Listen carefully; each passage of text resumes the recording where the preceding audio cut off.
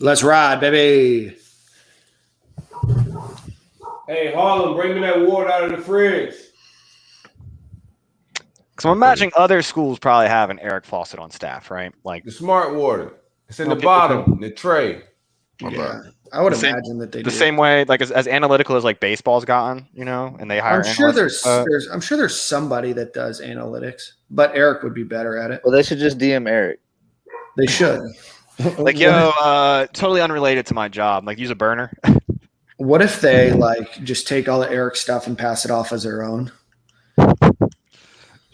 You see a Mike White press conference and it's verbatims from it's Eric's interviews from Stadium and Gale. Yeah. I love it. I know that lineup we used in the final wasn't used the whole entire matchup and things went south. We tried something new, wanted to go outside the box. We totally knew that going into it that they hadn't been on the floor yet. Yeah. Oh man. Fuck tray, you, dude. Pull that tray out at the bottom. Jesus Christ, man. Get the man some fridge water. Is like it's like a big ass fridge. Like the fridge is not that big. You just don't want to look for shit. Just fucking trying to get back to that video game. What game is he hooked on? 2K? All of them. All of them. I think he likes playing. He's sports games 2K, but then like regular shit, he's just addicted to Roblox like the rest of these kids. There's a lot of money on that shit.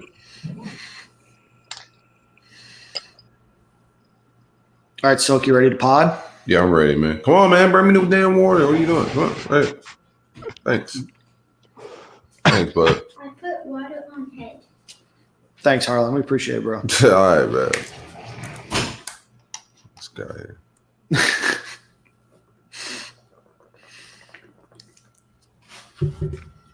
Little parts, bro. All right, let's go. 3, 2, 1.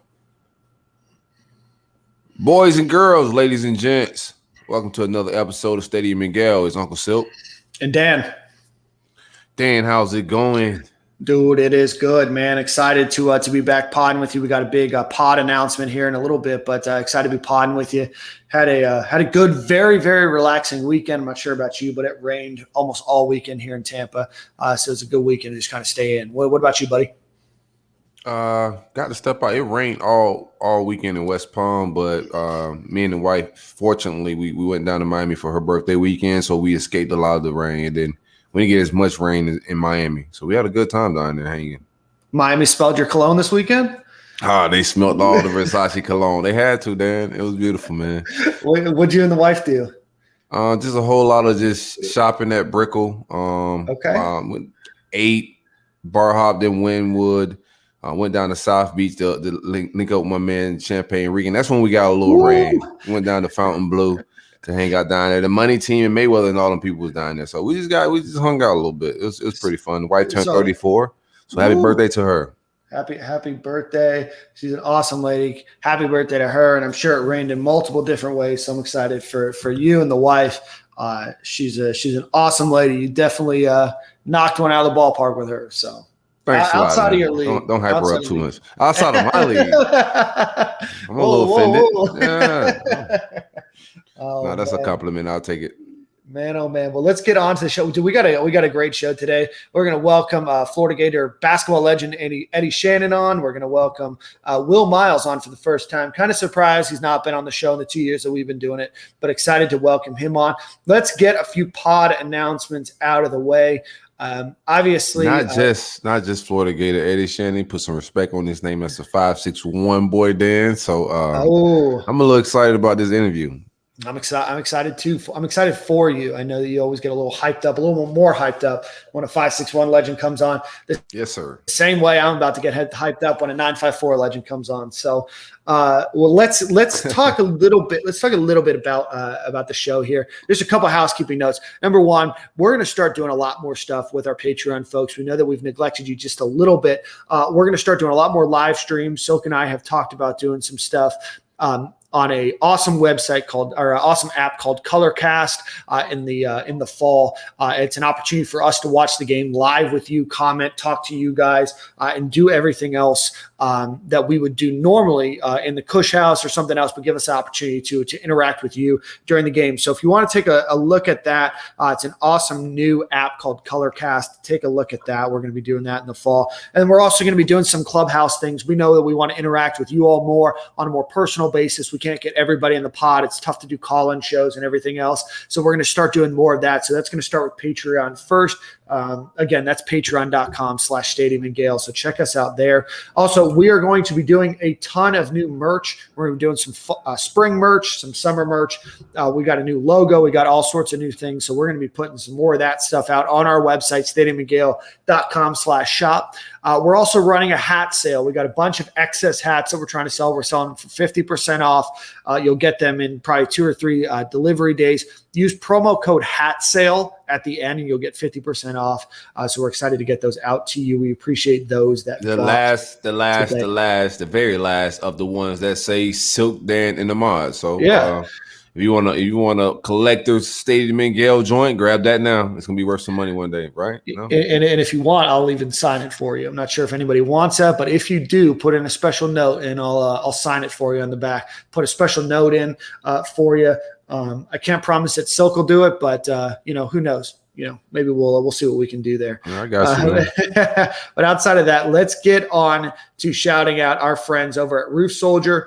Before we dive too far in, roofsoldier.com, 1877 Roofs FL. Again, if you are looking for a new roof, if you're looking for a replacement to your roof, give them a call. They're offering up to $1,000 off of your roof replacement. So if it's leaking, if your insurance company is making you replace your roof, if you just bought a new home and you know that you need to get a new replacement of your roof, mention Stadium and Gale. You'll get $1,000 off.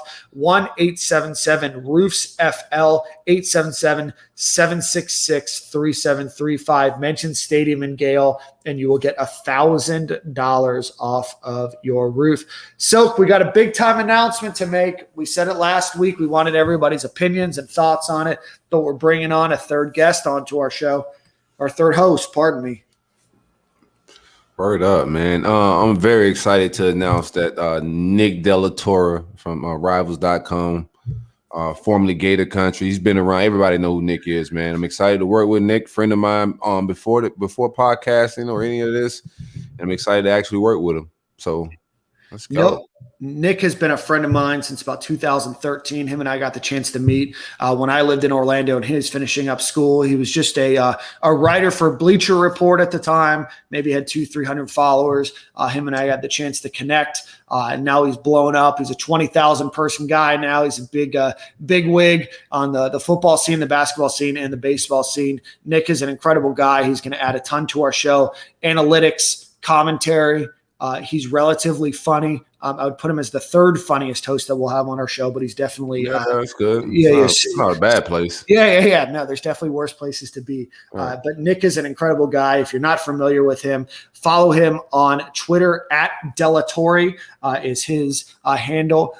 And so his first episode is going to be next week. And of course, we couldn't have a first episode with Nick Delatorre without bringing on some punters, right? Yeah, we'll talk about that. Yeah, I'm excited about that. What I do want to say, I'm excited about having Nick on and that presence. He's at pressers. He gets to ask Dan questions. He's around the program a lot. So to have that presence on the show, and we're still going to bring former players on that kick it with us during the season to give us their opinions on what they're seeing during the games and whatnot. So we'll still get that player aspect on the show. But most importantly, I'm just happy for Nick to come on. Like, he's very close to the program and close to a lot of players. Yeah, Nick is going to be an incredible guy. He's been around the program since 2013. He's got a lot of relationships. He's got a lot of inside scoop, and he hasn't had a podcast in probably 6 months now. So I know that he's excited to get back into the podcasting game. He's still going to be on Rivals. He's still going to be doing all of his stuff on Twitter. He's just going to be an awesome voice for us. He's going to get us a little bit more plugged in. He's going to offer a different voice, a different perspective, maybe, even provide us with some information that we may not know or information that's talked about outside of, normal daily conversation on the internet. So we're excited to bring him on. I think he rounds us out really well. He brings on that analytical, piece with being at pressers as well, and knowing the insides and out of how the athletic department is run. He's about as plugged in as anybody's going to be. But like you said, Silk, we've talked to probably 3 or 4 players that have said that they want to come on during the fall to help us break down the game, give us their insights, give us their tips. Some recommendations came in on Twitter of some folks that we're going to reach out to, absolutely, but we're looking forward to bringing on some new voices as well in the fall to help us bring some more insight into the football program. This is still going to be a podcast that's built around the conversations that we're having,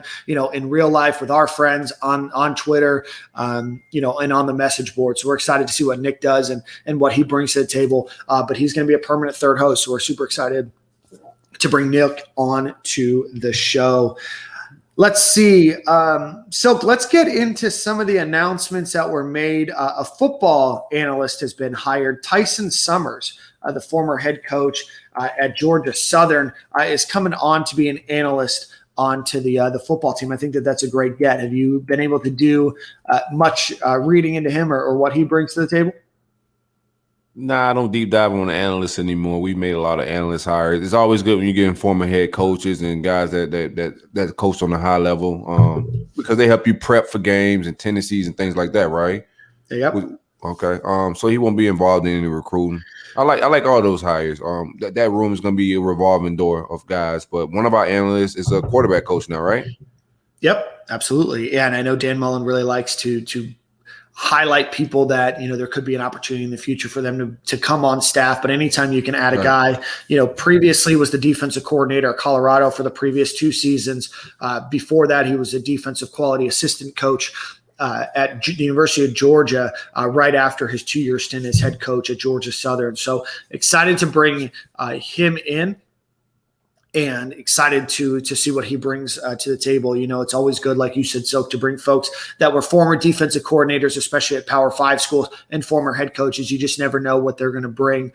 I know there's some confusion on what his role will be. I know some people have said that he's going to be a defensive analyst. I know previously Dan Mullen has hired people for the opposite side of the ball that they normally coach on. So normally Dan Mullen would bring on a defensive-minded coach to be an offensive analyst. But again, right now it seems like he is going to stay on the defensive side of the ball. I'd like a breakdown of everybody else's staff around the league. Like what other analysts, like what style are they doing? Because I know Dan likes to do that. He'll take an offensive guy and make him a defensive analyst. I wonder if there's other programs doing that same thing. I think Nick usually bring guys on, just let them work in a strong suit with the offense, right? Right. I think the goal in mind is obviously to challenge what some thoughts are, to give an idea of what the opposite side of the ball is thinking when you call a certain player or run a certain set, which I think, certainly brings value, but certainly I understand both sides of wanting a guy that has coached offensive side of the ball to continue to coach and bring ideas to the offensive side of the ball. So I don't know if there's a right way to do things or a wrong way to do things. I'll do some analysis and I'll reach back, or we can talk about that next week, but that's a good breakdown. We can do Alabama, Georgia, right? Pick 3 or 4 other schools that are doing it, that have bigger staffs, and see what they're doing. But again, Tyson Summers, formerly of Georgia Southern, Colorado, and now will be an assistant at the University of Florida or an analyst. Pardon me. With that being said, basketball 2 weeks ago had a hell of a week when it came to adding Brandon McKissick and CJ Felder. They topped it this week by adding 2 more. They started off last week bringing on Myron Jones, pardon me, from Penn State. He's a 6'3", 180-pound guard. He averaged 15.3 points, 2.7 rebounds, and 2 assists last season. Shot 39.4% from the field and 39.5% from three-point range. So Myron Jones is going to come on. I believe he still has 2 years left to play, so Florida will welcome him. And then today, on Monday, April 12th, the Gators announced that Philandrius Fleming, I believe is how you pronounce it, who averaged 20.1 points and 7.4 rebounds at Charleston Southern and was the Big South Defensive Player of the Year in his junior year with 2019-2020, and then his this season, the 2021 season, he was also the Big South Defensive Player of the Year, is joining the team. I believe from everything that I've gathered that is a transfer that was not expected to come to Florida, and he comes in as a big get for Mike White. So the University of Florida has added 4 basketball transfers: Philandris Fleming, Myron Jones, Brandon McKissick, and CJ Felder to the roster this season. So have you been able to do any deep dive into any of those guys, or are you just in a wait-and-see approach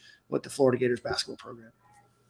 Yeah, I haven't done a deep dive on the transfers, and I read the casual tweets and the transfer stuff, but yeah, I'm just waiting to see with basketball. People are hyping these guys up. People are saying that we're getting some good players, so we'll see what kind of product we put on the floor. We did have, where did our guys transfer to? We had a guy. So Noah Locke is transferring to Louisville, right? And Osei Osifo is transferring to Jacksonville. That's me. Yeah, Osei Osifo is transferring to Jacksonville. So Noah Locke is it's interesting because I know that he said that he wanted to play point guard, but I don't think that he's going to be playing point guard at Louisville next season. So I almost wonder if he just wanted to go to a team that had a good chance at a national title run next season, or maybe a deeper run into the NCAA tournament. But that was an interesting transfer to the internet. Again, I will never admit that I'm a basketball guy. That's why we bring Eric on. That's why we're going to bring Eddie Shannon on to talk a little bit about basketball. But again, Noah Locke to Louisville. Yeah, I think it's an interesting landing spot. I think Menace is a thing. You think you get more Menace in Louisville? I don't know. From the little bit of research that I did, I don't think that Louisville's roster is completely set for next season either. But I think that he's going to probably stay at the 2 guard position instead of going to the point guard position, just based on what their roster looks like and everything else. Doesn't mean that he doesn't have a chance to play point guard at Louisville next season, but I don't think his chances of playing point guard at Louisville were any better than, or as they say in Louisville. I don't think the chances of him playing point guard there are any better than they would have been at the University of Florida. Gotcha. So, we'll see. I think that that's the only thing that we can really say about basketball at this point. We'll bring Eric on in maybe the next couple of weeks to discuss it a little bit more. But again, Florida adds 4 transfers over the last 2 weeks. Philandris Fleming, Myron Jones, Brandon McKissick, and CJ Felder. They certainly didn't do us any favors with some of the names, so we'll have to spend the offseason learning them.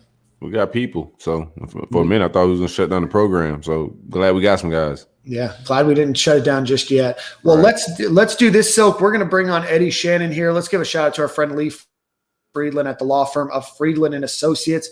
He's going to help you with auto accidents, medical malpractice, nursing home cases, criminal matters, and personal injury cases in every jurisdiction within the state of Florida.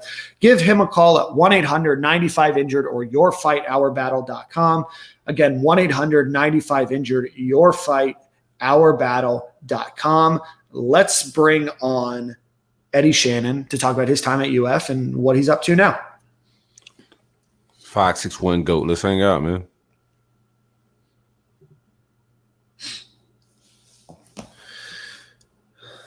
Cool. He should be on any second here.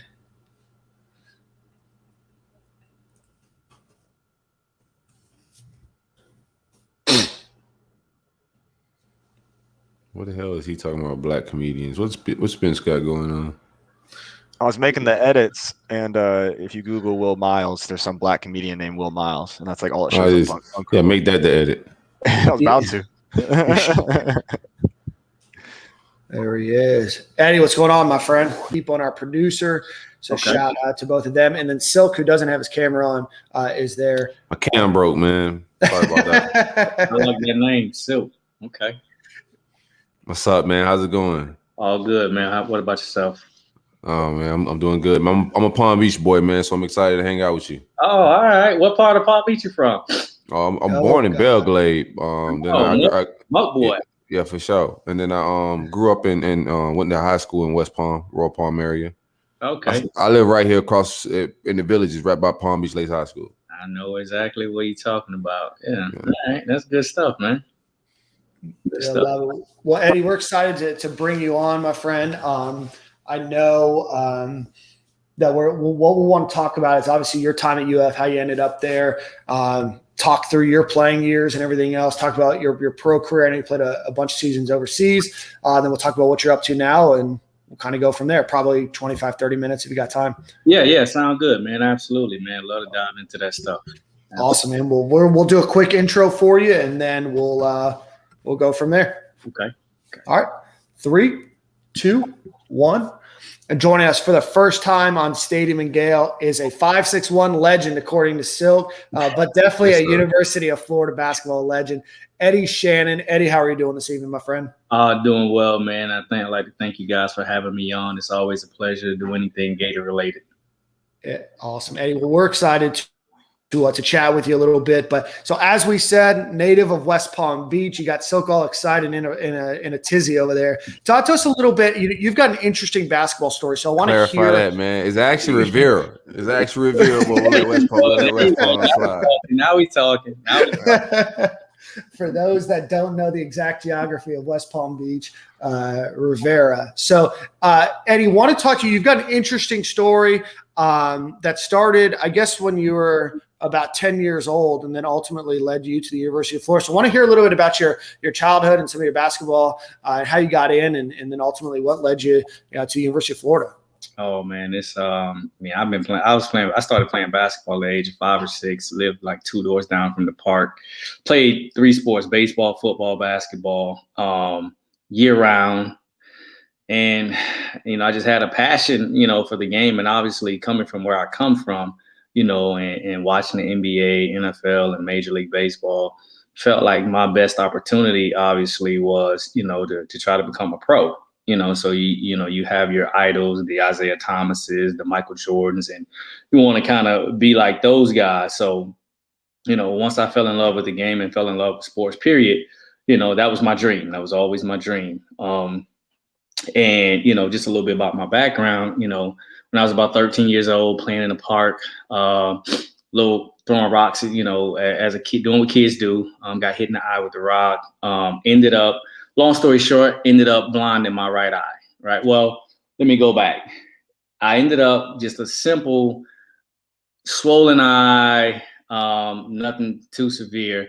But that night that I got hit, I played in a football game, which caused a blood clot in my eye. So once the blood clot happened, I ended up having to have surgery. Had surgery. It was not great. It was not successful. There was blood left in my eye, got infected, ended up having a cataract. Had the cataract removed. Fast forward, I never regained vision back in my right eye, right? But I didn't tell anyone. And to this day, and that was at the age of 13, 14. So anytime I took a physical, I would just say, hey, I just had surgery within the last 6 months. Supposed to get my vision back. I did the same thing when I got to UF as well. Now, the only reason I came clean with everything is because the summer before my senior year, I started having a lot of pain in my eye, and cosmetically it started to look funny and deteriorate. So I had to say something, ended up going to an eye doctor. He said, hey, you will never have vision in this eye. And as a matter of fact, in order to reduce the pain, mitigate the pain, and cosmetically, we will have to remove your eye, the nerves and all of that stuff of the eye. So that happened right before my senior season. Had a conversation with Billy right after that, after the surgery and everything. He said, hey, he didn't know that I had been dealing with that, since the age of 13, 14. He said, hey, you're welcome to keep your scholarship. If you don't want to play anymore, I understand that. I was like, come on, coach. It goes without question, man. I'm hooping. I've been playing like this. No one knew. Now it's out. That's the only thing. So senior season happens. They told me the only way I could play is with goggles. And I hated the goggles, but, I love the game. So I did what I was told, and, we had a pretty good senior season. Following that, ended up playing overseas for 12 years, and I think 9 different countries. Had a great time, man. Had a lot of success. Won a couple championships. Won a couple individual awards. Had a really good career. Was very satisfied with what I was able to come up with. Didn't play in the NBA as I wanted to. felt like I was good enough, played with a lot of NBA guys. But at the end of the day, I got paid a lot of money to play the game that I love, and I fulfilled a dream that I always wanted.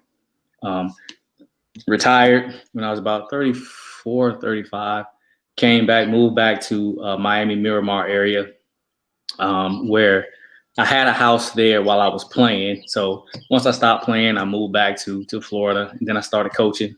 Coach at South Miami High School for half a season, and then right after that season, I went to Palm Beach Atlantic, and I was there for 3 years. I was coaching at Palm Beach Atlantic for 3 years.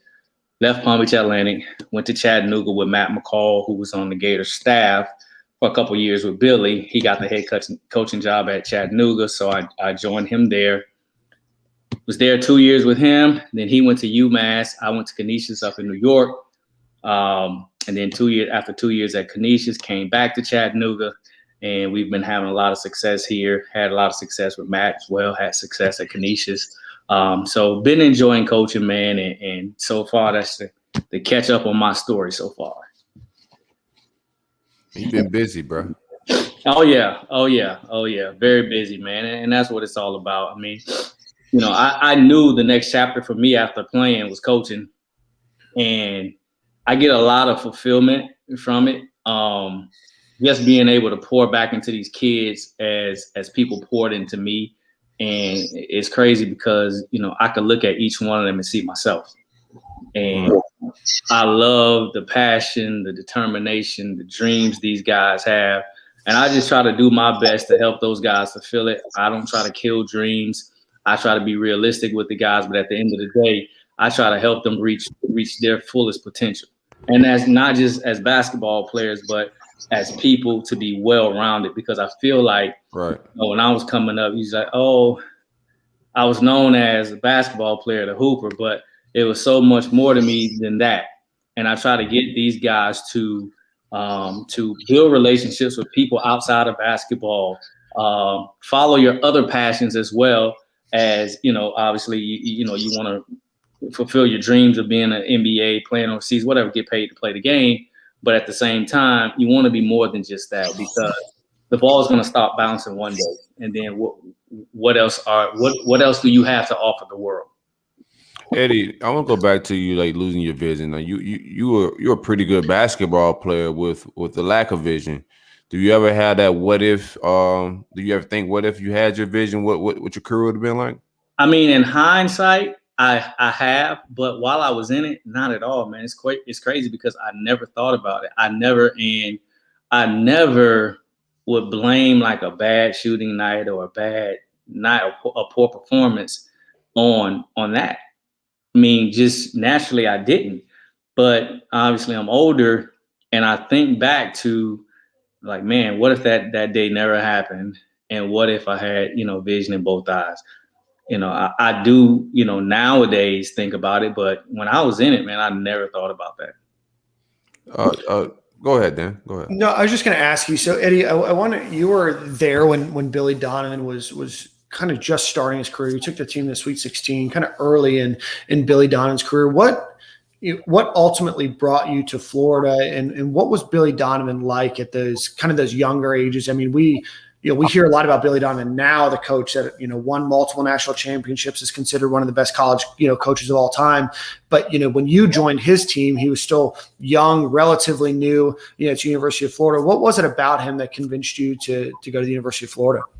Well, so I actually committed. So out of high school, I committed to Arizona, Lute Olson, Arizona. I was highly recruited. I was one, a top 30 player in the country. I pretty much had my pick of the litter in choice of schools, right? The only school that I actually wanted to go to, they did have somebody in front of me, and that was Stephon Marbury. So I've heard of him. But I ended up committing to Arizona, Lute Olson, Damon Stoudemire. That was my host on my visit. I committed on my visit, came back home to Florida. High school coach said, hey, man, no, you can't do that. You need to take a visit to another school. And the reason why, I knew I wasn't going to take all my visits. I didn't like the recruiting process because, me, I'm an introvert, and I just didn't like fielding all those calls and all of that stuff. So I wanted the process over quickly. But anyways, so my high school coach convinced me to take a visit to Florida with Lon Kruger. So they flew down in a private jet, picked me up, brought me back to campus. I can't remember who the football team was playing that weekend, but the rest was history after that. I had an extremely good time. And it was like, man, it's 3.5 hours from Palm Beach. I could go home on the weekends, if I want, all of that stuff. So I ended up decommitting from Arizona and committing to Florida. Now, once I decommitted from Arizona, Jason Terry, who was committed to Washington, decommitted from Washington and commits to Arizona, and obviously goes on, wins a national championship, and has a great NBA career. So probably should have stayed with it. So I spent a year with Lon Kruger. Lon's a great guy, great coach. When he decided to leave, it was kind of bittersweet for me because, like, I love the staff, I love Lon, but the style of play just wasn't what I, was used to, playing up and down, using my speed and quickness, and just a fast-paced game. Lon was more slow it down. Now, later in his career, if you watch his Oklahoma teams, they get the ball up the court, and they shoot a lot of quick shots. But that wasn't the case back then. So he decides to go to Illinois. And I didn't want to transfer right away. I wanted to see who Florida was going to bring in. And Jeremy Foley brought in, Billy Donovan. And as he was known back then, as Billy the Kid. And all you heard was great things about him at Marshall and playing in the Southern Conference, which is the conference that I coach in now. But he had success. They were a young staff. It was Billy, Anthony Grant, who's at Dayton, Donnie Jones, who's at Stetson right now, and John Pelfrey, who's at Tennessee Tech. All head coaches have been head coaches for many years. That crew came in, and they were young, vibrant, and everything that I wanted in terms of a coach for me. And so it was a no-brainer for me to stay, and ended up having a pretty good career. Billy, it was just something, you knew something was different about him when the first day he walked on campus. Just his passion for the game, his knowledge of the game, his drive to get the best out of you. And he knew how to relate to players and how to push buttons to get the best out of each guy. Perfect. So what was that transition like? And I thought that you had come in the same year he did. So what was that transition like? Obviously you liked him as a coach and you liked him from what you heard, but what was the difference? Obviously there's a change in basketball and in pace, but what was it like in the locker room? What was it like learning a new scheme under a coach that you didn't commit to, that kind of gets thrown on you in your second season? Mm-hmm. Okay. So for me, the transition, the only difficult part about it was, Billy came in and it was, it was kicking time. Like he was pulling no punches. He was in your face, down your throat, go hard or go home type of atmosphere. And he was young, he was energetic. The coaches were young. Those guys got on the court. So not only did they tell you and talk to you about doing certain things, they got on the court at times and did what they had to do to show you, like, hey, it can be done. And they believed in guys, and they knew that in order with the team that we had at the time, they knew that in order for us to have a chance in the SEC, that we had to play a certain way. We had to play fast. We had, which that was Billy's style anyway. We had to press for 40 minutes, and we had to get up a lot of three balls. That was our chance. Now, I'll tell you, just watching Billy over the years, his coaching style changed. But it changed as he got better talent too. It was more like with us, it was in your face. It was a lot of, he was a yeller and a screamer, but he showed you that he loved you. He was definitely caring, that whole coaching staff was.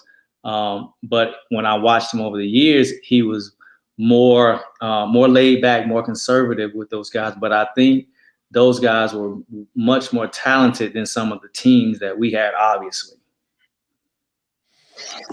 Eddie, football is king in Palm Beach County. How did you end up playing basketball in Rivera? I know, like, around here, like, basketball ain't really the thing. It's we got some hoopers around here, but basketball ain't really where everybody packing out the game, unless it's D-Hop. It's a little different at D-Hop. But how did you end up playing basketball? Man, AAU, man. So Riviera Beach Suns, man. Shout out to Randy Jones, Ron Robinson, rest in peace, and Willie Shelton. I mean, we started, just AAU in the parks at Wells Gym, Tate Recreation Center. I'm sure you heard of those places. But I grew up in those gyms, man, and we would be there all day religiously. I played football too. But I just had a passion and a love for basketball. And to be honest with you, if I had it all over to do again, I would have kept playing football. And I played football through the 10th grade and baseball through the 10th grade. And if I knew then what I know now, I would have kept playing all three sports. But I was pretty good in all three. But I just had a different kind of passion for basketball, man. Even though that was probably the hardest sport to make it for me, being 5'11", right.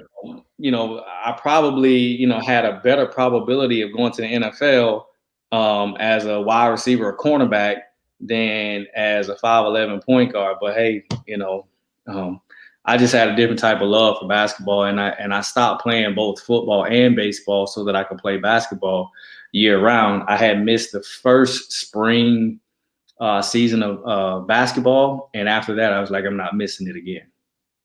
Eddie, who's most responsible? Because you're from Riviera Beach. Most of the listeners probably don't know a lot about it, but you're also from Monroe Heights, the infamous Monroe Heights. Yes, sir. Who do you credit, or what do you credit to for making it out? Because it's a lot of ball players from Riviera, Monroe Heights, but everybody don't make it out. So who you credit that to? I would have to say, man, people like Gary McKinnon. I don't know if you know little Gary, but Gary McKinnon Jr. is my age. His dad, that's who started me in Pee Wee League basketball. But all the guys at Monroe Heights, the Donald Runners, the Lorenzo Hattons, it's so many guys that helped me. But I tell you, man, I still remember the day. I think the best decision I made was going to Newman. And it was my competitive spirit that made me go there because, I had played with all of those guys that went to Suncoast and Dwyer and Palm Beach Gardens. I mean, we grew up playing together forever. I wanted to play against them. And I remember Murray Smith was in Wells, and he was brand new head coach at Cardinal Newman, and he was in there to see Myron Jones, which is Randy Jones' brother. But Gary was telling him about me. And the next day he shows up at my house with my grandmother and say, hey, I want to go to Newman. I knew nothing about Cardinal Newman, but it was something different. So I just tried it. And I think that was the best decision that I had made, to be honest with you. And that's how, I got out. And I didn't have a thirst to run the streets like a lot of my other friends did. We hung out during the day and we hung out late at night, but my hanging out was, I was at the court and then I was home. They may hang out a little bit more than that. And I just didn't have a thirst for that for whatever reason. All right. What's your favorite Gator moment, favorite Gator game? What was your one you look back on the most? I would say the time that we beat Kentucky at Kentucky. I would say the first. I think that's I want to say that's the first time that Florida had ever won at Rupp Arena. But that was a game. Jason Williams was a part of that. Brent Wright, Major Parker, Kenyon Weeks, Greg Stoke. But I want to say that's one of my favorite moments. Had I made that shot in the Sweet 16, that would have been my favorite moment. Eddie, you had an illustrious career at UF. You still rank as the all-time leader in steals. You're number 5 all-time on assists. In 2015, you were named an SEC basketball legend. A lot of accomplishments at the University of Florida. Obviously, that Sweet 16 as well. What's your favorite accomplishment? Looking back, I know you had a couple of other accolades. I know you won a Frontier Award for off-season or off the court work and everything else. But what's your favorite accomplishment during your 4 years at UF? Man, I'll say this. Like, I wish, during my years at UF that we would have won a little more. I know that, I talk to Billy all the time, and I talk to, guys like Donnie Jones, Tim Maloney, and they always call my group the foundation of the success. But I just feel like we should have and could have won more outside of that the last 2 years. I wish we would have won more. But if I had to say my favorite accolade, it's crazy because I'm not really an individual guy, but one of the things that I did notice is that through all of the great players that Florida's had, that, I'm the only one that has over 200 steals. So I would say that's probably my favorite, only because it's singled out in that way, and Florida's had some tremendous players come through there, and for that to still be standing, period, is phenomenal. So I would say if I had to pick one, but that's not really my thing. I wish we would have won more, to be honest with you.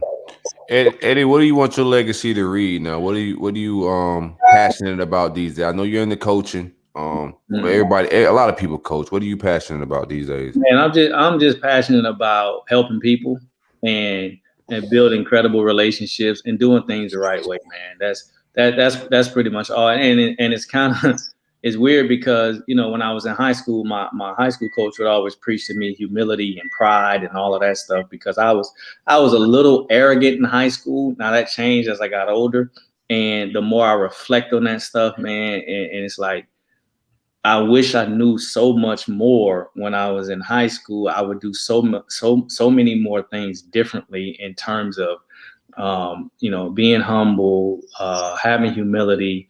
I was always kind to people, but even that a little more, being more of a mentor in the community and just helping people. I feel like we're missing that a little bit in the world today. Right. And you talk about legacy, it's more so just somebody that did things the right way, man, was always kind, treated everybody the same. Yeah, that's it, man. I love it. I gotta ask you the tough questions too, man. It can't be all layups, so I gotta ask you. What do you rank yourself? Palm Beach basketball. D-Hop is probably one, right? Well, you got yourself in the pecking order. Oh man, and so you go Derek Harper one for sure. D-Hop. I mean, let me see. I text my pops, man. My pops said, "Hold on."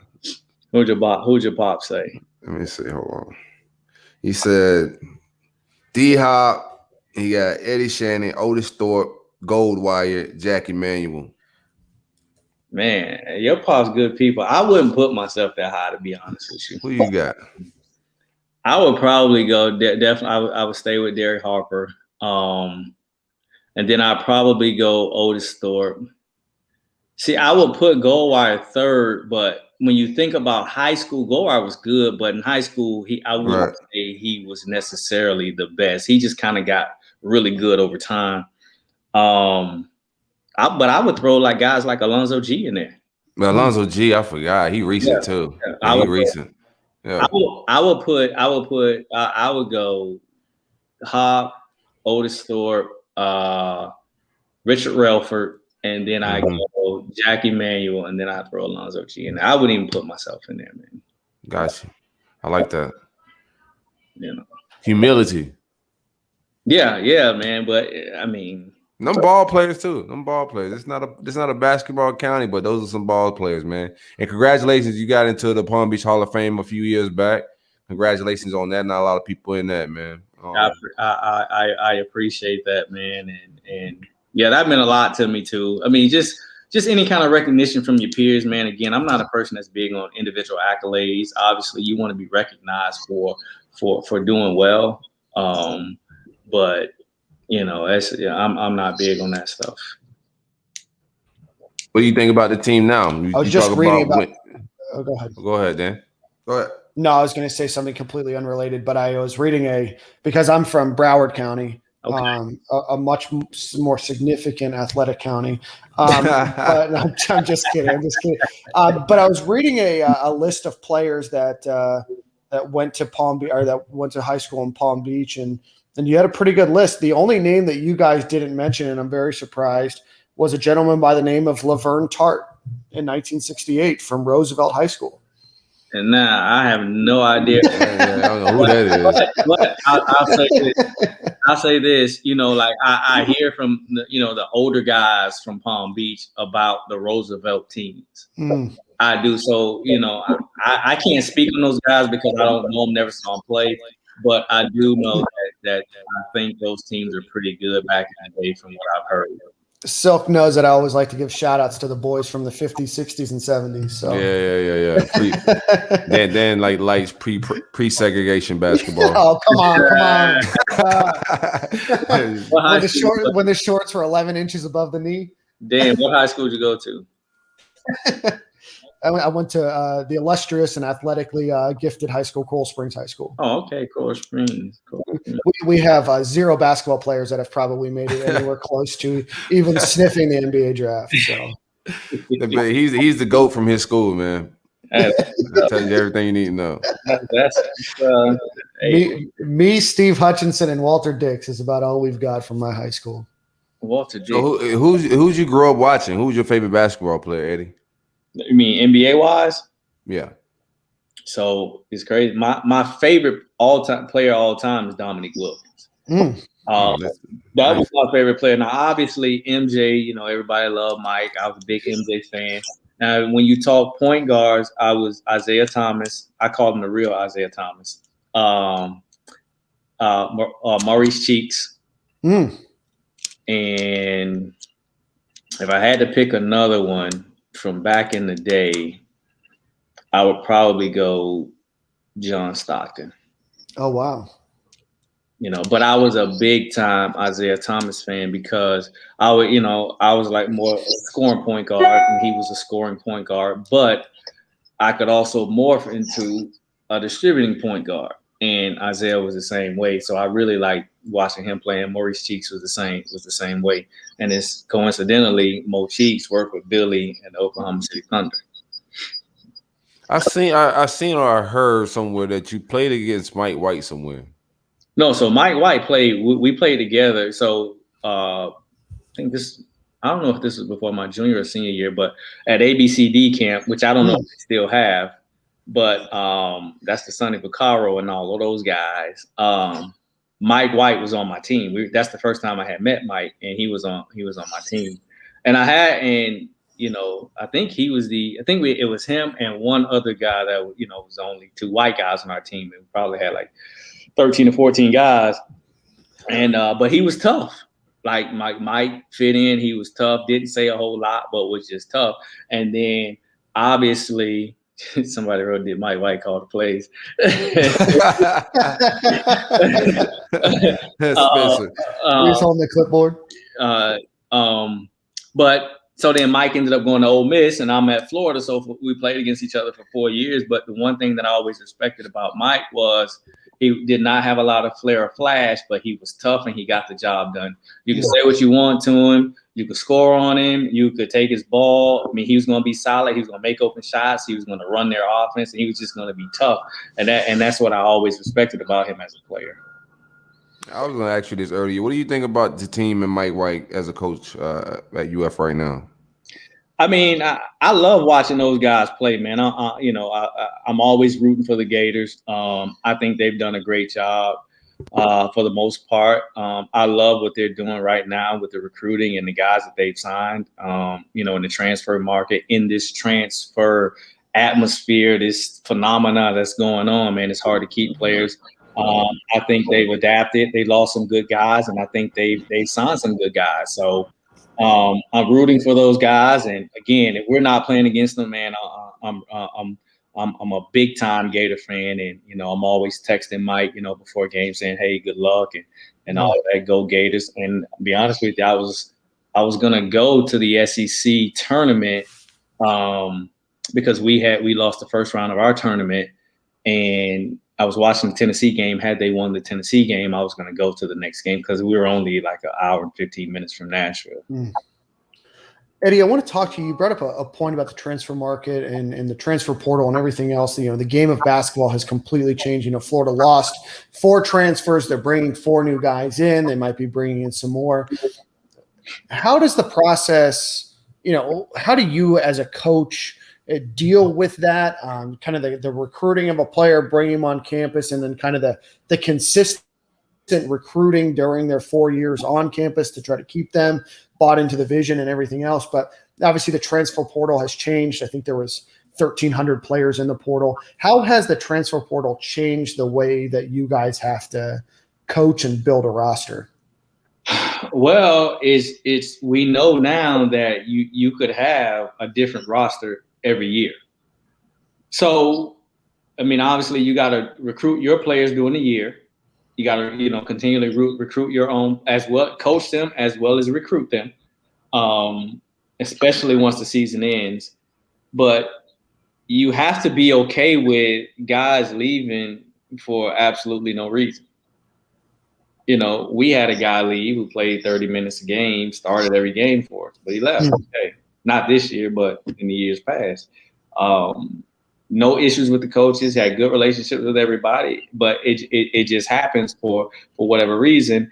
And you have to be okay with that. You don't have to be happy about it, but understand that it's a part of what's going on, and you try to do the best you can in coaching those guys. And if you can keep your core group, that's great, because what happens is for that next season, it makes your starting point further along than it normally is, because it's nothing better than having players that have been in the program able to coach other new players.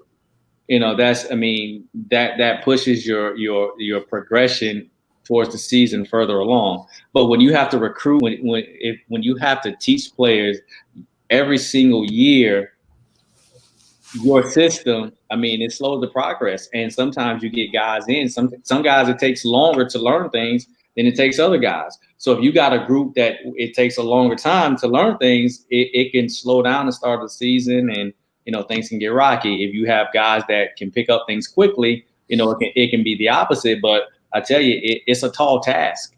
It's a tall task. And the thing that these kids don't understand, I believe, is that there's 1,300 something names. There's not that many roster spots. Mm-hmm. You understand? And I think some of these kids just follow a trend. And it's the generation of they want everything instantly. It's no process to anything. I was talking on Patrick Young's podcast, and what I was telling them was, when I was playing, I was fortunate, to come in as a freshman and start, but that's rare. Normally, you come in as a freshman, you're playing behind somebody that's a junior who's probably an all-conference type player, and then once he graduates, then you'll be that junior who's starting, and then they'll be bringing in somebody behind you that's a freshman. Well, that process is long gone now. It's if I come in as a freshman and I'm not playing 25 minutes, I'm most likely going to be in the transfer portal. And nowadays, you've got to coach every single player, from the best player to the worst player on the team. Everybody's maintenance now. So that, but that's what it is. And we as coaches, we have to adapt, and we got to figure out a way, to get players in, to teach our culture, to coach them up, and try to win games. Because if you don't, you know how that goes. I don't want to hold you too long, but what do you think? How do you think that portal and all what you're talking about now is going to affect, or how does that change when likeness come into play? Say that again, the last part. When they could get paid off their likeness.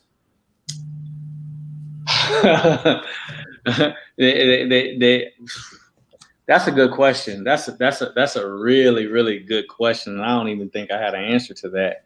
But them getting paid off their likeness, I think it's going to span over, not just staying at one particular school.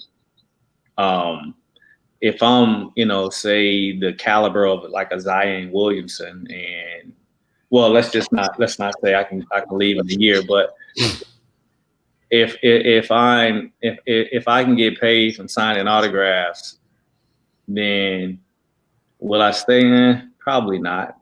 I think it's still going to be. I think it's going to still come down to the minutes I'm playing, the volume of shots I get, the how do I like my role in the team. I don't think the likeness is going to change anything, because if I can get paid for doing autographs in Chattanooga, I can get paid in Gainesville for doing autographs. Right. Either way. But now, when if that starts to happen, the likeness, then you're gonna. I mean, you could have some serious issues going on in terms of gray area stuff. Yeah, compliance stuff. Yeah, it get a little gray, get a little murky. Yes. Eddie, want to ask you, obviously you're coaching now, you've had a good career, kind of climbing the ladder now. Who do you model your coaching after, or, how do you find inspiration in coaching? Well, I try to pull bits and pieces from everybody, man, because I think everybody has their own unique style, and I try to pull what works for me, what I can blend in with my personality. I try to be myself, obviously, but being a former player, I try to get into the mindset, okay, if I'm still playing, how would I feel about this? How would I feel about that? I try to build credible relationships with my players so that I can get them to move, like show them that, hey, you're not just a basketball player to me, you're a person, and we have a relationship. I'm going to coach you hard, but I'm going to show you that I care about you first.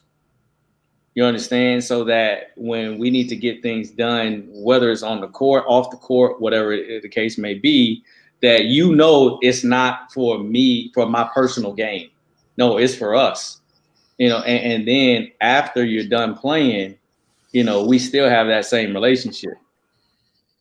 You understand? But, I try, one of my mentors, Reggie Witherspoon at Canisius, he does a great job in terms of, just the psychology of the game and talking to guys and getting guys to open up to him. I try to do a lot of that with our guys off the floor, just asking random questions, taking them to lunch, or, having phone conversations with those guys and getting to know guys beyond the court, because you'll be surprised, man, that some of the things that these kids will tell you about, maybe their upbringing or things they've gone through, or the things that they love and that they like to do, but they don't do certain things because of whatever reasons.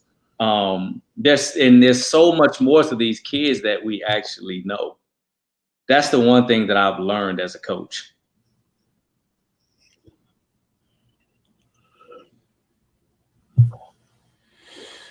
Eddie, finally, what's it like? Obviously, we had the pandemic that we were dealing with. All of your visits were virtual. You couldn't bring students onto campus. A lot of the communication was very limited. What was it like coaching, or I guess recruiting, during the pandemic? And then what was it like coaching during the pandemic? The coaching was a bit different, of course. Yeah. Now it's crazy because myself, along with our other two assistants, we had to practice a lot this year because of COVID and injuries. We rarely had 10 guys, practicing. So we had to practice a lot, which helped us out because we still were able to go up and down 5-on-5. So that was a bit different because we had to practice pretty much most of the season, which normally, we wouldn't have to do that. Having to, have conversations with guys. Hey, when you're not on campus, make sure you guys in your apartments, in your rooms, texting each other. Hey, I'm going to use the bathroom. I'm going to be in a common area right now. And the one thing I can say, our guys did a tremendous job of doing that stuff. But we had to coach them through how to behave off the court when we're not around, in order to prevent hiccups with quarantine, contact tracing, and all of that stuff so that we can have a season pretty much. Watching film, normally we would, watch film one-on-one with guys and bring them into our offices and, kind of, hey, we need to get better. Well, now we got to send them video clips, say, hey, kind of talk through the clips. Hey, okay, right here, you should have been doing this. Okay, this was good right here. Now it's video clips instead of coming into the office and it being more personal. We had to be a little bit more impersonal. When we watched, we had to shorten up our team video. We didn't use our locker room as a team. Now we went into one of our bigger rooms in the arena, and we had the chairs spaced out 6 feet apart, and we shortened up our film sessions so that we couldn't have contact tracing in case someone came down with the virus. And we wore little monitors, during practice and the games, just that kind of kept the data to contact trace in case someone came down with the virus. The way we traveled on the bus, we go every other seat. I mean, it was a deal. Our guys, they were great. Everyone stayed here for Christmas. No one went home. No one's family came to town. It was a deal, and I know it took a lot out of these guys mentally. And it took a lot out of us coaches mentally as well. It was hard, and that goes to say for every school in the country. It was not easy to deal with, and it's a big shout out to our guys, man, because I feel like they did a tremendous job of doing the best that they possibly could, trying to stay safe from the virus and trying to, if they did get it, trying to mitigate any spreading of the virus. Man. Well, Eddie, dude, it's been an absolute pleasure chatting with you. I think we lost Silk for a minute from some technical difficulties, but let everybody know where they can follow you on social media, follow your career, and we appreciate your time. That's a good question. I think my Twitter handle is Coach Shannon 14. And my IG is, I think, _ Eddie Shannon. Okay. Yeah. All right. Well, go ahead. No, I appreciate you guys having me on, man. Anything Gator, I always follow, man, every single sport. And again, you guys are doing a great job, and I tip my hat. Go Gators, man, for sure. Absolutely. We appreciate it. Eddie, we had Dan Cross on a couple of weeks ago. We had you on.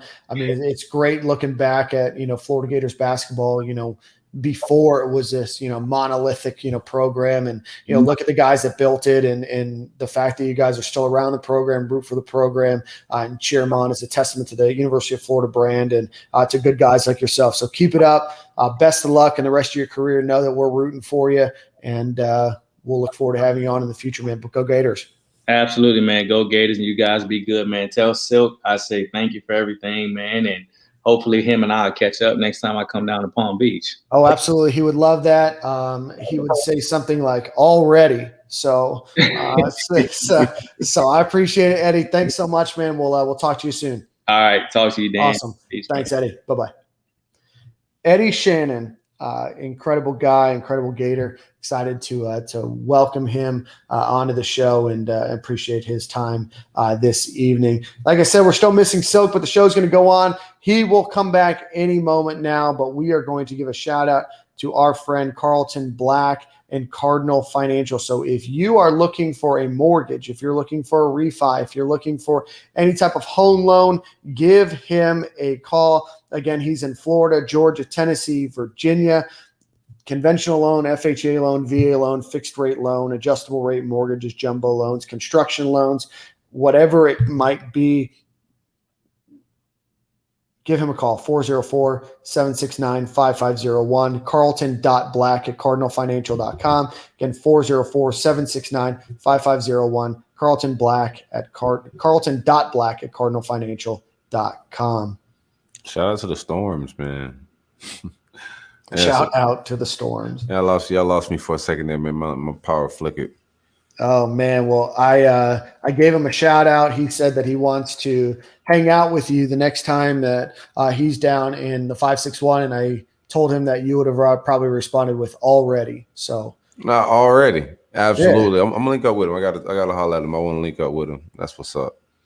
Awesome. Well, so glad to have you back. Sorry we missed you for the end of that interview. Had a great little segment there. But we're going to welcome our friend Will Miles onto the show from his Read and Reaction podcast. He's on Gators Breakdown.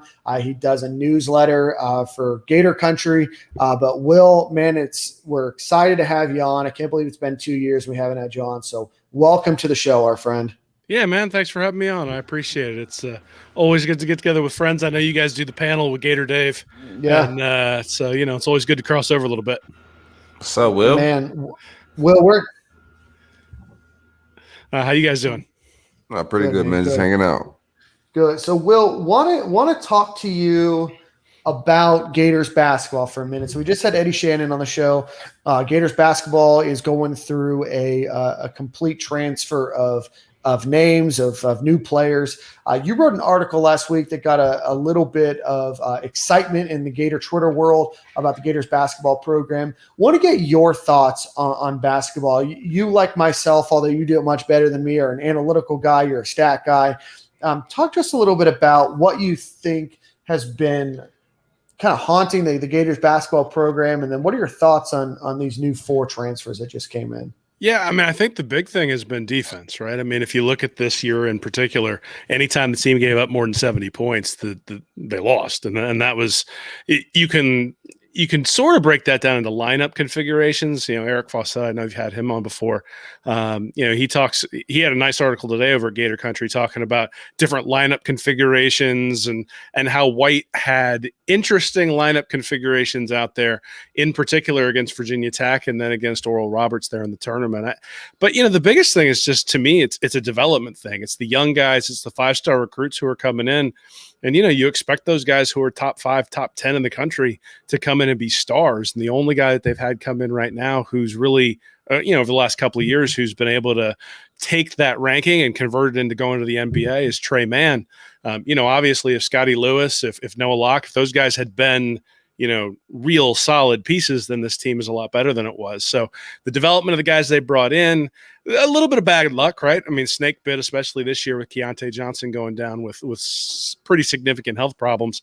But, the reality is that the team just hasn't improved much ever since the year they went to the Elite Eight. I think that's what gets most Gator fans who are anti-Mike White, or even just sort of apathetic to the basketball program, not necessarily all that passionate about it, but wanting them to be good. The idea that it's just sort of been stagnant over the last 4 or 5 years is what gets most people sort of riled up. So do you think it's been stagnant? What's your opinion? So, I mean, yeah, my opinion is it's been stagnant. I mean, if you look at the stat I used in my article was points per game differential. So how much are they getting beat by, or how much are they winning games by? And in the year they went to the Elite Eight, they were up around 11 points. But, obviously that was with a lot of Billy Donovan's players.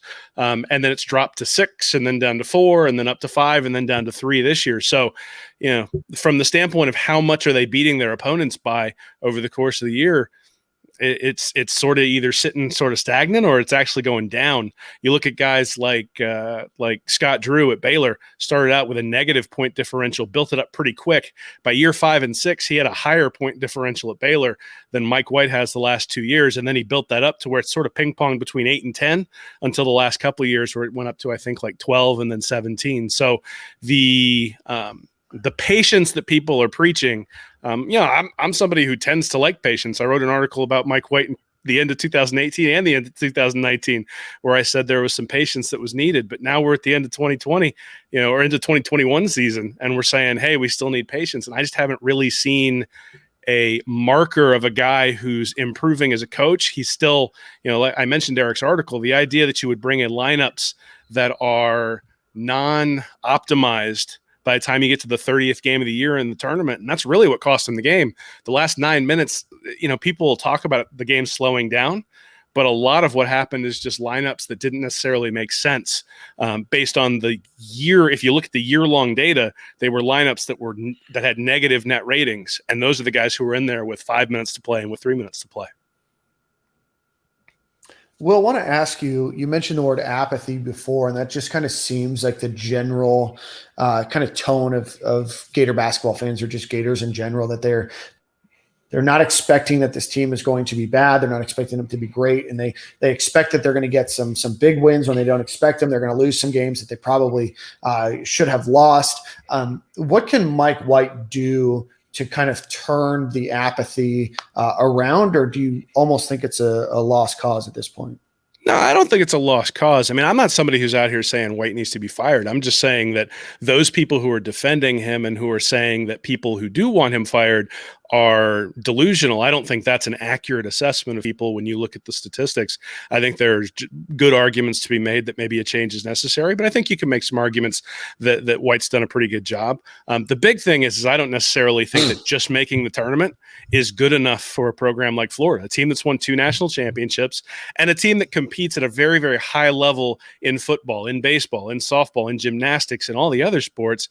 You know, the reality is that that fans are going to gravitate towards the sports where the programs are winning. And you're actually seeing that with baseball right now. The baseball program's struggling a little bit.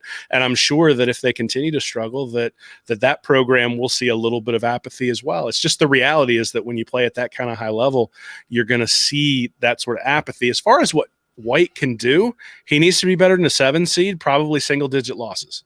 Right? I mean, if you're a 3 or a 4 seed, you got a shot to make the Sweet 16 as a favorite. And I think that's kind of what people are looking for. If you go into the tournament as a 7 or an 8 seed, you're playing a 1 or a 2 that first weekend, it's tough to get out. Now, it felt like maybe we had a shot this year because Oral Roberts beat Ohio State and you had a lower seed then in the second round, but obviously couldn't get the job done there. So that's what I would say is probably a 3 or 4 seed, single-digit losses. That's kind of an expectation of, you know, just a good SEC team, not a mediocre SEC team, which is what Florida's sort of been the last 3 or 4 years. Will, we don't follow basketball as closely as some other folks do, and I know that you follow a little bit closer than we do. What are your thoughts on the 4 transfers that Florida's gotten? It seems like there's been a bit of an attention on defense. You know, the guy that they just got today from Charleston Southern, whose name I've butchered twice already, was a defensive player of the year twice. I think McKissick was a known strong defensive player. What are your thoughts on those 4 that came in? I mean, I think they've improved. I think they're, you know, the fact that a large portion of your team transferred out does probably indicate that a lot of those guys were unhappy. So now you're bringing in guys who are happy. You're bringing in guys who are older. These guys, in particular, I think Jones and then Felder have limited, and I think Fleming as well, have limited eligibility left. So they're here for a year or 2.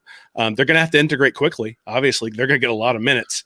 And then the other thing is how many balls are there to go around for these guys too? Because you look at Jones, he averaged Myron Jones averaged 15 points per game. McKissick averaged 17.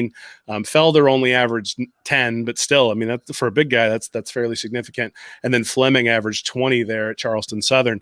So, you know, I think the emphasis on defense is good. I think they are replacing the guys who've left from a positional standpoint. The sizes of these guys: Jones is a guard, 6'3", McKissick 6'3", Felder 6'7", and then you got Fleming at 6'4". So they basically replaced the guys that they lost when you think about Lewis, Locke, Mann, and Payne. The issue I have is that Trey Mann is an NFL level talent or an NBA level talent, right? I was about to say he real raw. You know, but he's a guy who's going to go probably 15th or 20th in the NBA draft. I don't know whether any of these guys are that level. So when you need a bucket, who are you going to go to? And that was always the hope with Scotty Lewis. That was always the hope with Locke. That was always the hope with even a guy like Quez Glover, that those guys would be able to help man and get a bucket. Couldn't necessarily do that this year. And we'll see. And then the other thing is I think I don't know enough about the medical situation to know whether Keontae Johnson's coming back. But if he has the opportunity to play, he was somebody who people were thinking might be, you know, even the SEC player of the year, but certainly an all SEC player. And if you got a guy like that out there that you add to the roster that you're maybe not expecting, then maybe they surprise some people. I mean, I don't know. I mean, you know, we're pulling guys from Penn State and Boston College and Missouri, Kansas City, and Charleston Southern. They have track records, but it's not like we pulled 3 guys from Duke. Right. Silk, any more basketball questions, or do you want to move on to football? Yeah, let's talk about some football. Yeah. So Will, obviously you cover a lot about the Gators. You dive in, very deeply, analytical. What are your thoughts knowing, obviously, after spring ball and what we learned there from notes, and maybe you watch the Instagram lives, but what are your thoughts on this team? What are you excited about? What are your areas of concern? Yeah, I mean, I'm excited about the offense. I think seeing how Dan Mullen's able to transition to Emory Jones from having Kyle Trask back there, I think Trask did an excellent job. Obviously, beat out Emory Jones 2 straight years, really, as the backup quarterback, but and then beat him out as the starter last year. But I'm excited to see what Mullen can do with a guy who's much more of a dual threat. Emory Jones ran for something like 6.5 yards per carry, even when the opposition knew he was running the ball. So this year, when the opposition doesn't know that he's running the ball, I'm looking forward to seeing what he can do in the ground game. And then certainly, we've sort of talked about for years now the idea of having Trask and Jones as like a 1-2 punch, and that never really materialized. You do wonder whether they'll do that a little bit with Anthony Richardson, bring him in, allow him some of the freedom as well. From a concern standpoint, I'm concerned about the secondary still. Jason Marshall, all reports out of camp are that he's really sort of taking over at corner. I think the fact that was it Rogers, the cornerback who transferred out, the fact that you got a guy who's a high level commit transferring out does seem to indicate that maybe somebody younger came in and took his spot. So I think that's a good sign for the secondary, but certainly the secondary got burned an awful lot last year and has a lot to prove. And then, the 2 defensive tackles that they brought in as transfers, Grantham's defense is built up the middle. So a guy like Desmond Watson being able to step in and provide something there in the SEC early on. I don't think he needs to be a star, but if he could just be a space eater, sort of occupy a couple of guys up front and let the linebackers run free, that could be a significant deal. But, they were really, really, really, really thin at defensive tackle until they brought in those 2 transfers. They're still pretty thin.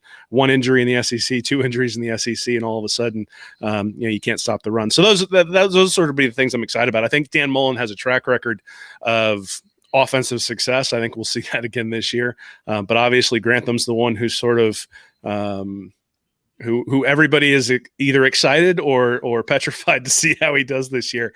And we'll see what he does on defense. I think people just as petrified to see the offensive line play. Trout and Gene DeLance is going to be what everybody has their eye on. As far as Hevesy and the development in that room, because that room hasn't gotten any better since Hevesy's been here as well. Yeah, I think it'll be interesting to see. I think DeLance and Reese, one, didn't get an awful lot of time to gel. You think about the right side of your offensive line, it takes some cohesion. Spring practice is important for those sorts of things. The other thing is that DeLance, I think, is a better run blocker than he is a pass blocker. And I'm not saying he's great at either, but I think he's a better run blocker. I think they did run behind him last year, especially in that Georgia game. There were some 3rd and shorts, 4th and shorts where they ran directly behind DeLance. And so he does have the ability to move the pile. Another full year in Savage's system, and he's going to be stronger. And so maybe he's able to do that. But he was not the right fit for the offense they were running last year, and that caused some problems. But that's one of the things this year with the extra blocker, having the quarterback run, having that run threat where the quarterback isn't necessarily just a statue back behind the offensive line. I do think it's going to help the offensive line a little bit. But if there's one thing we've seen during all these pro days and all that, and all the stuff that's going on, the skill players have gotten really good reviews, but so has Stone Forsythe, the left tackle, who's not going to be there anymore. And so Richard Garage is going to have to really step up and protect Emory Jones' blind side, because that was something last year you really didn't have to worry about. You may be worried about the right side of the offensive line, but the left side you didn't worry about too much last year, and a lot of that was attributable to Forsythe. Yeah, I think Gene DeLance just shouldn't be on our offensive line. I don't think he's good enough to play anywhere in the SEC, let alone at UF on the offensive line. I think at this point, Hevesy's been here long enough to have recruited a guy. We're just missing on the recruiting trail. I think when they up our recruiting a little bit, and development is slow. We'll see what Ethan White turns into and all these other guys, but right now development in that room the turnover is slow.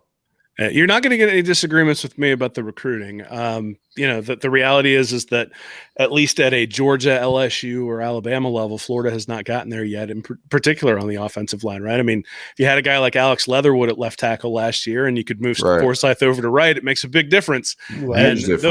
And those guys are always sort of on Florida's board, but none of those guys have really made that commitment yet. You do wonder, we were talking basketball earlier. I grew up in Indiana. I'm an Indiana basketball fan, and Bob Knight was sort of an icon there, but you could see towards the end that players didn't necessarily want to commit for Knight in many cases because of his personality. And, I don't have Hevesy just seems like an old school dude who doesn't necessarily, who maybe doesn't connect with those guys who are 5 stars who need a little bit more pampering, and he's not necessarily willing to bring that. And, that's a limit. Obviously, Mullen has to make a decision on who he wants there at the offensive line coach, but this is sort of who Hevesy is. Even you think about guys like Phil Troutwine. I was just reading something about him the other day that he's coaching at Penn State now, and Penn State didn't want him, and that's how he wound up at Florida. And so, obviously became a very good offensive lineman for those national championship teams under Urban Meyer. And so Hevesy does have a track record of that sort of development. But at the same time, it's a whole lot easier when you got Percy Harvin and Tim Tebow and Chris Rainey and all those guys behind the offensive line. You can get away with a couple of 3 stars then. Well, I don't think Phil Troutwine was coached by Hevesy. I think that's when Hevesy was coaching the tight ends at Florida anyway. But Will, what are your thoughts on replacing? Florida's going to need a lot of help in the receiving department. Obviously, Kadarius Toney, Trayvon Grimes, Kyle Pitts, all moving on to the NFL. What are your thoughts on Jacob Copeland, Kamori Gamble? The rest of the folks that are going to take the kind of pass the torch to them in Florida's recruiting or receiving core this year. I mean, Copeland certainly flashed. There have also been times where he sort of struggled with drops. There have been some things where maybe you thought a route might have been running correctly or something like that. But we saw that last year with Xavier Henderson as well. I think Henderson's really the key to the receiving core. Having a guy out there with his kind of size and his kind of speed, being able to open things up, and then Copeland sort of taking that next step. I mean, we've seen the talent, and even with Rick Wells, we've seen some talent. It's just been a question of consistency with those guys. But I think you're going to be able to say the same thing with Emory Jones, right? Is he consistent at getting those guys the ball? But we saw what happened in the Oklahoma game when a lot of guys were missing, right? And so there's obviously a lot of work to be done. Gamble is going to be a good tight end. I don't think he's going to be a fantastic replacement. Zipper, sort of the same way. I think it's unfair to expect people to replace Toney and replace Pitts. The weapons are going to be different. They're going to just have to do it in a different way.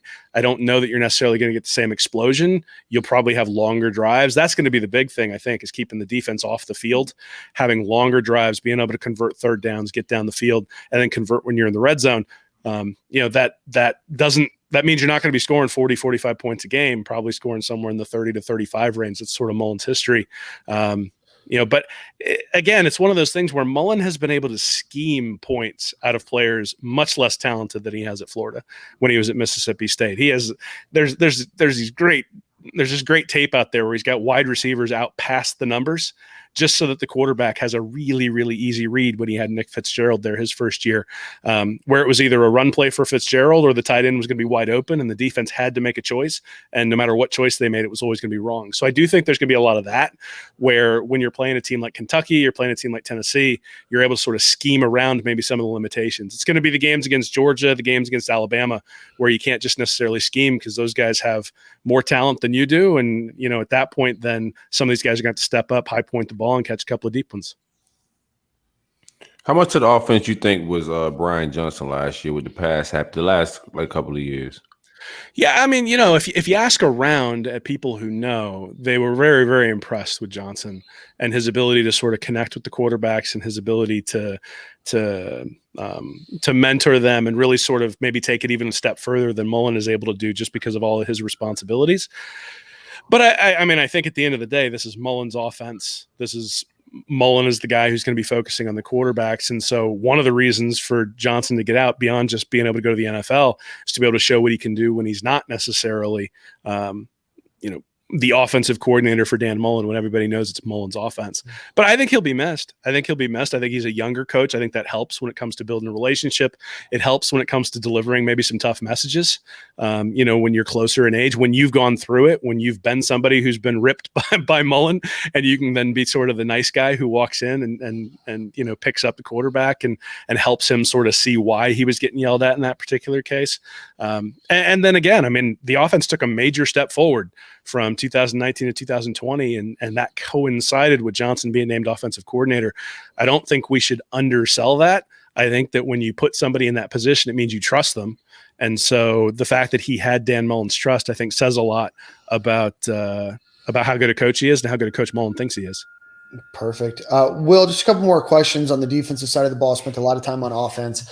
How do you think that Florida does on defense this year? Do you think they're able to take a step forward? Obviously, you're replacing a lot in the secondary with Marco Wilson, the three safeties being gone. You're replacing some other folks on the defensive line. How do you think that Florida's able to do on the defensive side of the ball this season?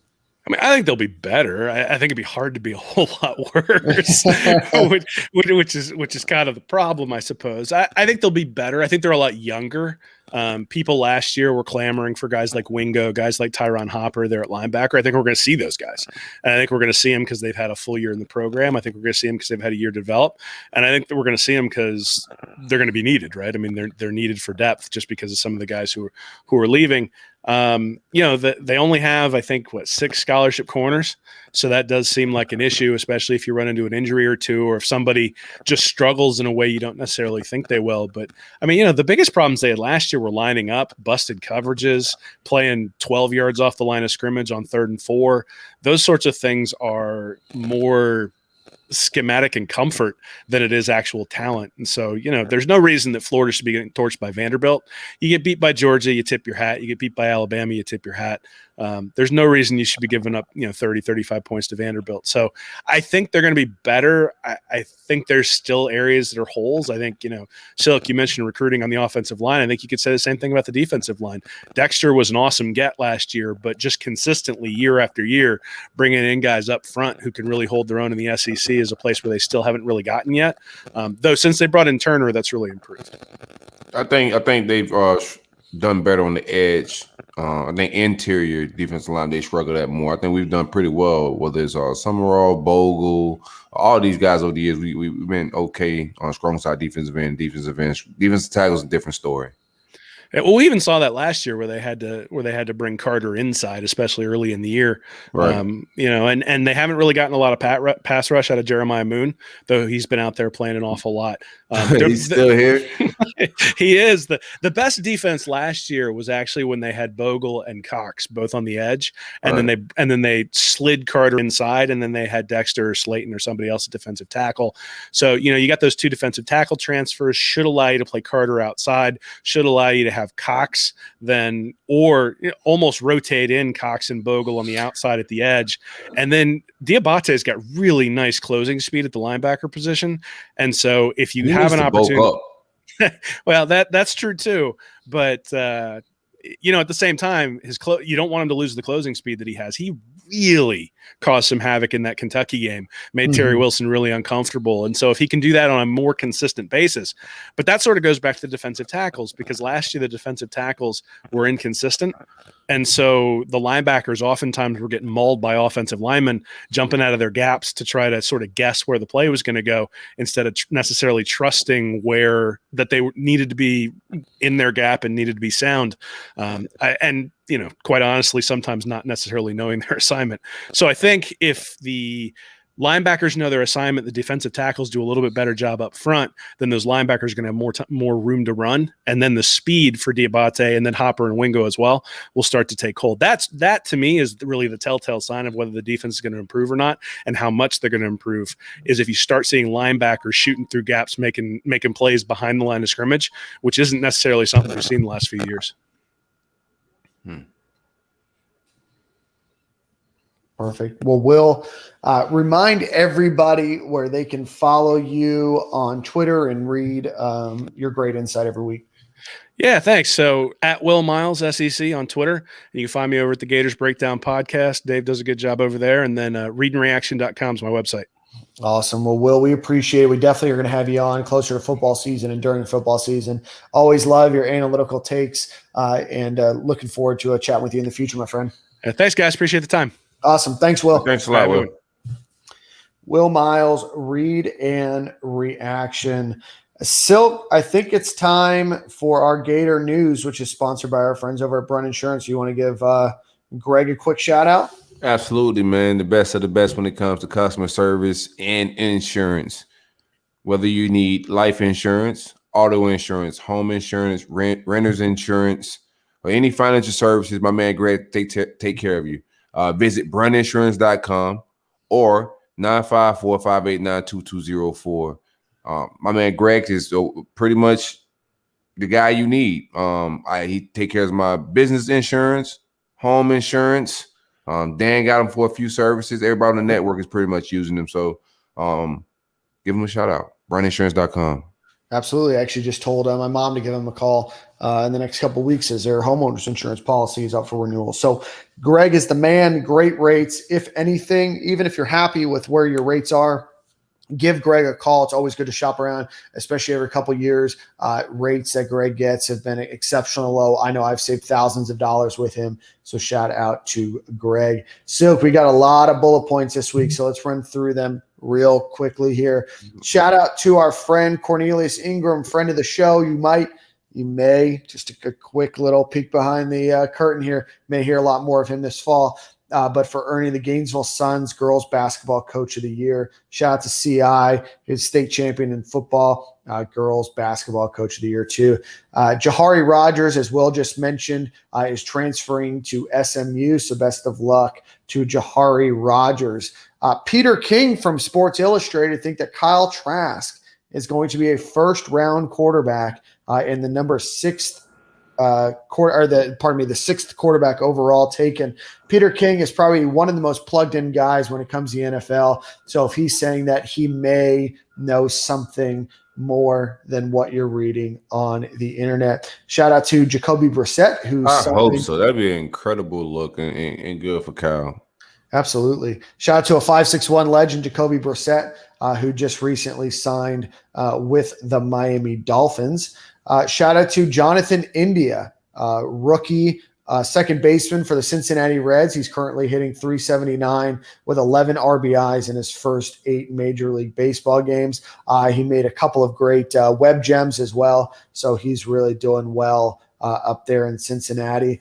And then with the San Francisco Giants, Anthony DeScalfani had a 6-inning shutout for the Rockies on Sunday. He got his first win of the season, struck out 8, walked 1, has a .82 ERA. Gators women's swim coach Jeff Popple has announced that he is going to head to be the head coach of the men's and women's swimming program at the University of South Carolina. So that is a promotion for him. So congratulations to Jeff Popple and best of luck. Gators baseball goes 3-2 this week. They had a win against Stetson and a win against Florida A&M and went 1-2 against Tennessee. Number 6 Tennessee. Women's basketball got a transfer named Zipporah Broughton. She's a transfer from Rutgers. She appeared in 61 games, 12 starts, was the 2018 Alabama Gatorade Player of the Year, average 8.2 points per season. So good luck to Zipporah Broughton. I know head coach Cam Neubauer is excited about bringing her on. The men's Gators golf team tied for 4th in their final regular season performance, and they are moving on to the postseason. And the women's golf team tied for 12th in their last regular season tournament. So best of luck to both of them as they enter the postseason in golf. The women's gymnastics program national championship meet is this week in Fort Worth. So good luck to all of the Gators women's gymnastics program. With the Gators gymnastics program, Gators softball beat USF 2 times this week during a midweek doubleheader. They beat Western Kentucky on Saturday, and then they played an exhibition game against Team Canada, which is the number 3 national team in the world. They were down 5-2 when the game was canceled, but obviously great to get that experience. The men's tennis team beat number 13 South Carolina. They completed the regular season undefeated, still ranked number 1 in the country. So best of luck to the men's tennis team. 3 Gators on the track and field team were named to the SEC Weekly Honor Roll. Thomas Martle was the SEC Men's Field Athlete of the Week. Jumper Claire Bryant was SEC Women's Co-Freshman of the Week. And sprinter Joseph Fonbula was the Men's Newcomer of the Week. So congratulations to all three of them. And then finally, congratulations to outside hitter Thayer Hall on the women's volleyball team that was named to the 2020-2021 SEC Volleyball Community Service Team. They begin their run this week as well after that illustrious national championship. So your Gators week in review is complete. So, any final words before we give a shout out to our friends over at Manscaped? Oh, no, quite the job, Daniel. Hey, you know what? That's what I'm here for.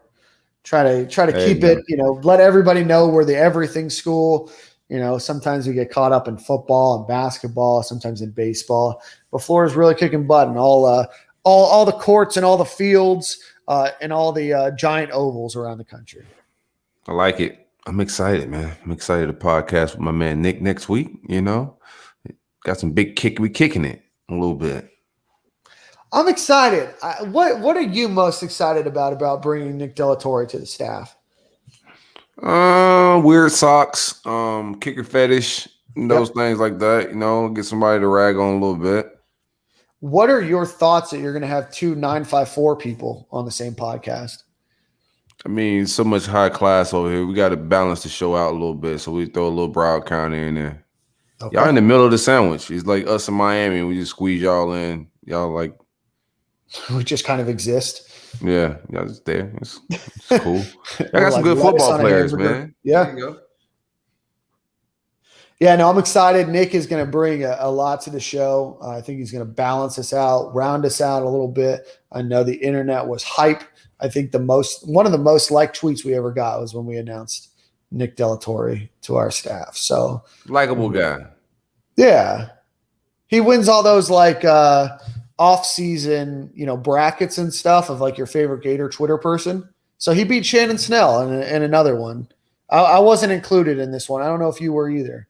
No, I'm cool, man. Leave me out of brackets. I'm all bracket out. I don't want no more bracket. I got into the finals. I'm cool. I don't need no more brackets. I'm gonna go out on top then. I don't think you won, but you'll go out in the final four. Yeah, I mean, I'm playing with house money here, man. Okay. I don't have a brick outside or anything. Not yet. I ain't even go to Santa Fe. I'm not even supposed to be in this.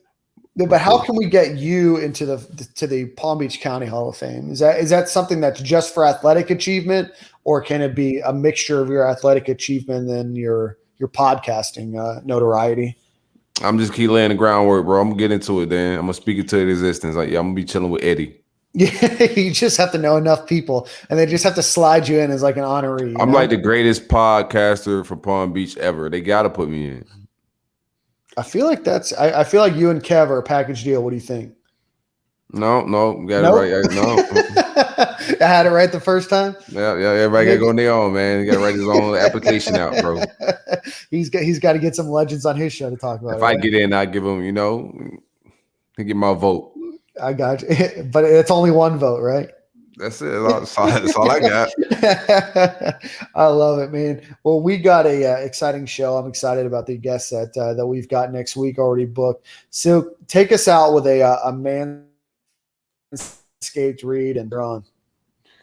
Man, I enjoyed myself this weekend, Dan. I was down there at Brickell, a little breaking. I mean, it was cool last week, but this week got to 79-ish. Okay. Did a lot of walking and shopping. My feet got a little chafed.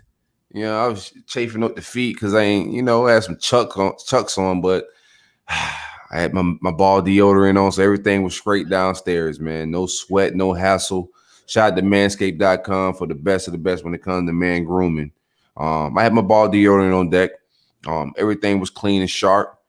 Weed whacker got everything proper. I was, groomed like a gentleman. I feel like that's the only way to go through life once you know that they exist, right? I mean, you could go through your life not knowing that ball deodorant exists and just deal with the issues that you have until you find out that it exists and your life's changing. Right, you know what I mean? Right. Yeah, I mean, if you know about ball deodorant and just choose not to use it, then you're just a savage and you don't deserve the finer things in life. Yeah, keep shouting us out. So we have some rules. If you buy something from Manscaped, you're more than welcome to tag us that on the packaging that you got or when the box comes in. But anything beyond that, no tagging. So I know that Darius23 on Twitter, he got the crop mop, which is something that we've not yet been exposed to, but they're refreshing ball wipes with active pH control. So I might have to take a look to see what they got going on over there. Might hit up our guy Dominic to see if he can't throw some things in a care package for us, just so we know what we're talking about. You know what I mean? So yeah, I need the speedy wipes. Just put one or two in your wallet because they come in individually wrapped packages, so you can put them in your wallet. You never know. Just run to the bathroom real quick, do a quick swipe, and throw it in the wife bag. You know, and get ready to go to the bathroom. Hey, babe, going to the bathroom. Give me one of my man wipes. You know. Oh man! Deserve nice things like man wipes. Then you do. You know, you've worked too hard in life to not have something like man ball wipes in your yeah. You know what I mean? Awesome, man. Well, I'm looking forward to next week. You've got the song of the week this week, so take us out. Let me get some Dej Loaf. We winning. How about that? I like that vibe. Let's ride, baby. Same corner, same time, Daniel. See you next week, my friend.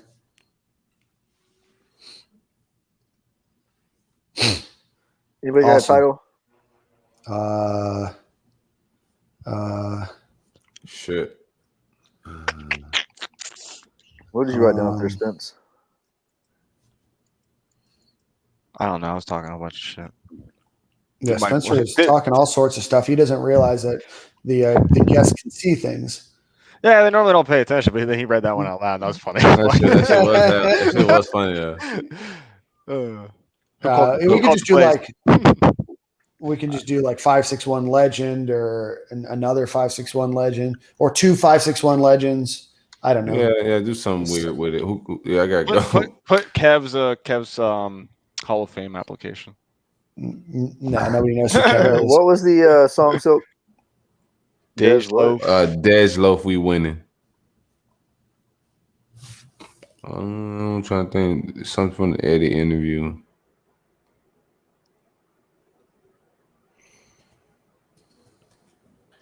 What did he say?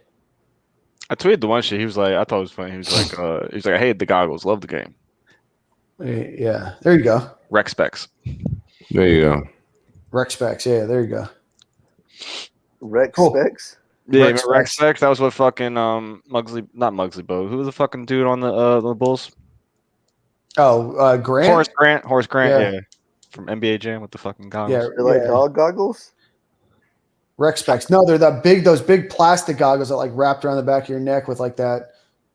Bro, if you've been to like a gym that has a basketball court 20 times in your life, you've seen one dude with Rec specs on. No, I've seen them, but I never knew that they were called that. So it's like REX. I think that was like the brand, like one of the brands, like kind of like calling like sunglasses Oakleys. I think is what we're doing right now. Maybe we'll just call it show Rec specs. I like it. It works. All right. All right, boys. Spencer, you're gonna get this uploaded and see what it says. How do I get the file? I think you'll have to log in from. Yo, I gotta go, fellas. Yeah, no, you're good. So we'll see. All right, bro. I think you have to log in from like the official account.